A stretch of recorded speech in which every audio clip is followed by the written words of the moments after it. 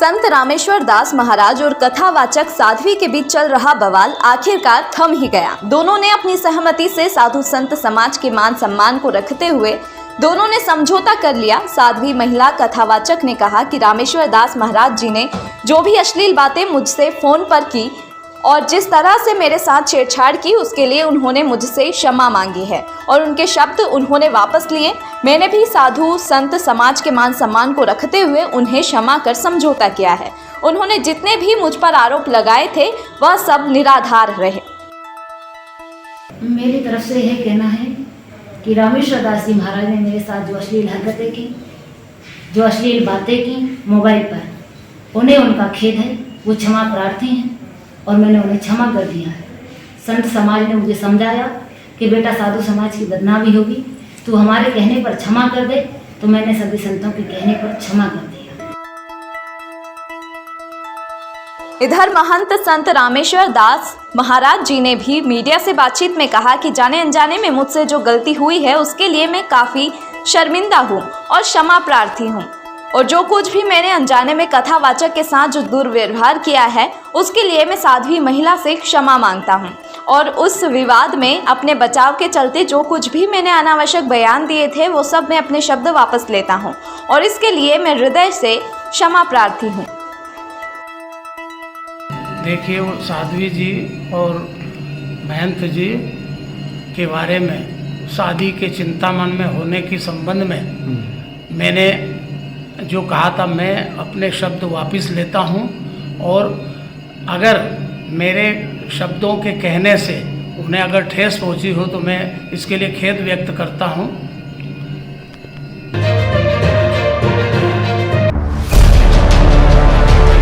परिजनों के आरोप के बाद कायथा पुलिस ने 2 लोगों को हिरासत में लिया है। हरिराम पिता मोती 75 वर्ष निवासी आसेर थाना कायथा का शव कल दोपहर नरवर थाना क्षेत्र के ग्राम अरनिया खेड़ी में पड़ा मिला। पुलिस ने शिनाख्त के बाद परिजनों को सूचना दी और शव को पीएम के लिए जिला चिकित्सालय पहुंचाया।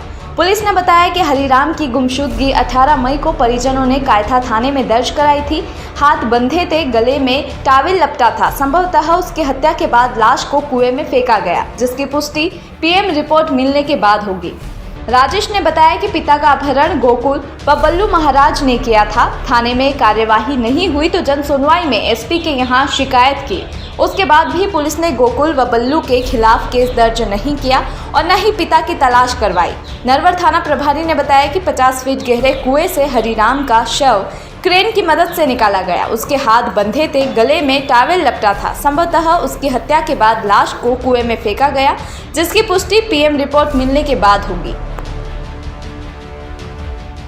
तो थाना प्रभारी वाला कोई एक्शन नहीं ले रहे, कायथा थाने का एक भी एक्शन नहीं ले रहे, ना ही उन्होंने आज तक संतुष्टिजनक जवाब दिया कि तुम्हारे पिताजी क्या है। अपहरण का डलवा रहे हैं, उनको नाम दर्ज, तो वो गुमशुदगी में केस दर्ज कर रहे हैं। बोले नहीं, बाद में आएगा तो बाद में बयान, जैसे ही हम उनको पकड़ते हैं फिर बाद में अगर वो हो जाएगा तो हम उनका कर लेंगे। ये 18 तारीख की घटना है, 18/5 की। क्या नाम है आपके पिताजी? मेरे पिताजी का नाम हरिराम जी पिता मोती जी है। कौन से गाँव के निवासी? ग्राम आसेर। आपका नाम? मेरा नाम जितेंद्र है। तो मैं चाहता हूं कि मुझे न्याय दिया जाए। आज 8 दिन हो गए मेरे पिताजी को मरे को, लेकिन पुलिस वालों की लापरवाही की वजह से, कायथा थाने की और टीआई की लापरवाही की वजह से केस में ढील पुल कर दी। या तो पैसे खा लिए और मेरे पिताजी के आज ये हालत में मिली है।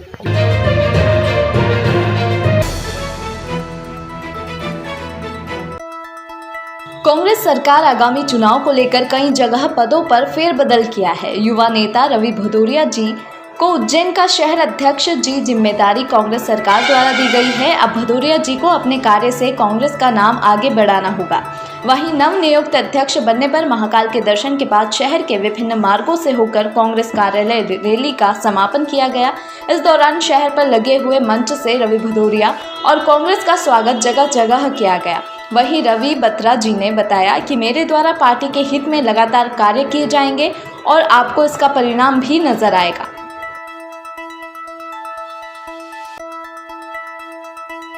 उज्जैन शहर कांग्रेस कमेटी का अध्यक्ष बनाकर सर्वप्रथम मैंने बाबा महाकाल के दर्शन किए और आशीर्वाद लिया, और बाबा महाकाल से ये प्रार्थना की कि आने वाले नगर पालिका के चुनाव में नगर सरकार बने, कांग्रेस का महापौर बने और मध्य प्रदेश में 2023 में कमलनाथ जी के नेतृत्व में काम करते हुए पुनः एक बार मध्य प्रदेश में कमलनाथ जी की सरकार बने। मैं आपको एक बात बताना चाहता हूँ, आज जनता त्रस्त है, भारतीय जनता पार्टी की महंगाई से त्रस्त है, बिजली की समस्याओं से त्रस्त है। मैं आने वाले समय में ये इन्हीं सारे जितने भी समस्याएं हैं जनता की, उनको साथ में लेकर आंदोलन करूंगा। अभी मेरे सभी युवा साथी मेरे साथ हैं।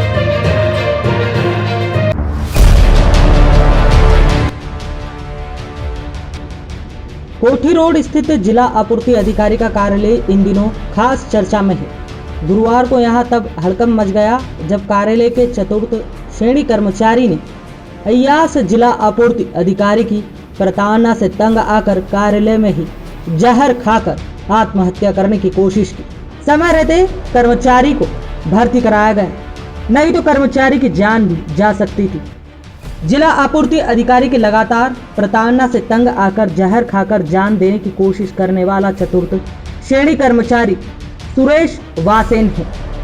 गुरुवार को उसके ऑफिस में ही जहर खाते ही जिला आपूर्ति कार्यालय में हड़कंप मच गया। अधिकारी एवं स्टाफ उसे अस्पताल लाए। यहाँ संजीवनी हॉस्पिटल में उसे भर्ती कराया गया, जहां उसकी हालत गंभीर बताई जा रही है।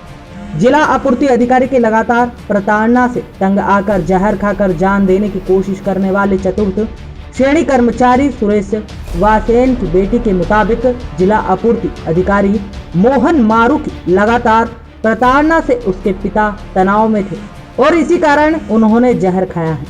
अधिकारियों ने परिवार वालों को फोन पर इसकी जानकारी दी और वहीं उन्हें लेकर अस्पताल भी पहुंचे थे। जी क्या मैटर है, किस वजह से उनके तनाव था? जो अभी बीच में केस चल रहा था उस चक्कर में तनाव में थे पापा। उन्होंने 4-5 दिन से कुछ खाया भी नहीं था और डिप्रेशन में जा चुके थे। और आज हमको पता चला, हम हॉस्पिटल में एडमिट थे तो घर छोड़ा हम पापा ने। फिर पापा मिलने गए किसी से और वहाँ से हमको पता चला कि वो एडमिट हो गए, उन्होंने जहर खा लिया। कौन लोग लेकर आए थे उनको अस्पताल में? पापा के ऑफिस के ही थे। अच्छा, पांडे जी वगैरह थे, उनके ऑफिस के ही थे सारे। आपको पता है कि पापा क्यों तनाव में थे? वो वहाँ पर जो केस वगैरह चला था ना, उस चक्कर में पापा तनाव में थे, क्योंकि उनको सर पे मारा कुटी भी हुई थी उनके साथ में, तो उस दिन से ही वो डिप्रेशन में जा चुके थे। किसने की मारा पीटी? मोहन मोरे ने। हाँ, कोई नोटिस भी उनको जारी हुआ है जो कि अभी तक उनके हाथ में नहीं आया नोटिस कोई सा भी। हाँ, मैंने पूछा था, उनके हाथ में नोटिस नहीं है कोई सा भी। अभी क्या स्थिति उनकी, किस तरीके से? अभी ठीक से वो बातचीत नहीं कर पा रहे। अभी भी क्या परिवार वालों को दबाव बनाया जा रहा है? हाँ, क्या बोल रहे अधिकारी के, किस तरह के दबाव बना रहे हैं आपको? बोले कंप्लेन वापस ले लो, अब बोले कुछ नहीं होगा, दोबारा ऐसा कभी कुछ गलती नहीं होगी बोले। आपका नाम बताइए। मैं पूजा वासेन। बेटी है आपकी? हाँ, उनकी बेटी है। यहाँ हम आपको बता दें, 2 दिन पहले जिला आपूर्ति कार्यालय में चतुर्थ श्रेणी कर्मचारी सुरेश वासेन ने जिला आपूर्ति अधिकारी मोहन मारू पर गंभीर आरोप लगाए थे कि जिला आपूर्ति अधिकारी उससे उसकी बीवी की डिमांड करता है और धमकी देता है, अगर उसने बीवी को बंगले पर नहीं भेजा तो उसकी जिंदगी खराब कर देगा और नौकरी से बाहर निकलवा देगा। जिला आपूर्ति अधिकारी ने सुरेश वासेन की ऑफिस में ही जूते से पिटाई कर दी, जिसका तनाव उस पर था। और गुरुवार को जब वह फिर ऑफिस पहुंचा तो कथित तौर पर जिला आपूर्ति अधिकारी ने उससे फिर अपशब्द कहे, जिससे चतुर्थ श्रेणी कर्मचारी सुरेश वासेन सहन नहीं कर सका और उसने जहर खा लिया।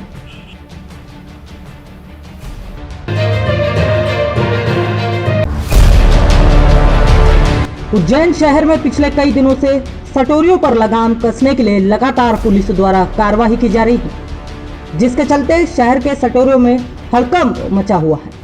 इसी के कड़ी में क्राइम की टीम ने आज कार्रवाई करते हुए तड़के सुबह 5 बजे शहर के नामी सटोरिया पप्पू राय के घर पर दबिश की, जहां दबिश के दौरान पप्पू राय और उसके बेटे शुभम राय को हिरासत में लिया, जिनके पास से 3,70,000 नकदी सहित 13 मोबाइल जब्त किए हैं और लाखों की लिखा पढ़ी भी बरामद हुई है। तो उसको पकड़ने में काफ़ी तकलीफ आ रही थी हमको, तो हमें काफ़ी दिन लगे। हमें इन्फॉर्मेशन थी, सूचना थी, मुखबिर सूचना थी कि इस तरीके का कार्य करता है। तो आज सूचना के आधार पे हमने इसको on the road, on the way इसको हमने पकड़ा। वहाँ से ये एंडेवर गाड़ी के अंदर जा रहा था, तो वहाँ से हमें कुछ कैश मिला, उसके साथ साथ मोबाइल फ़ोन और लैपटॉप और पेन ड्राइव ये सारी हमने सीज़ करी। उसके बाद जब हमने इसने मोबाइल की तलाशी ली तो हमको पता चला कि इसके घर पे जो इसका पुत्र है वो इसको फ़ोटोज़ वगैरह भेजता है। ये दोनों रिमोट एक्सेस से एक दूसरे के सिस्टम को एक्सेस करते हैं और वो भी यहाँ पे सट्टा खेल रहा है। हमने उसको वेरीफाई करने के लिए इनके घर पे दबिश दी, तो वहाँ से हमको काफ़ी कैश मिला। तो टोटल कैश जो इन दोनों से हमें सीज़ हुआ वो 3,71,000 के आसपास कैश सीज़ हुआ और 2 LCD TV सीज़ हुई, एक लैपटॉप और मोबाइल की संख्या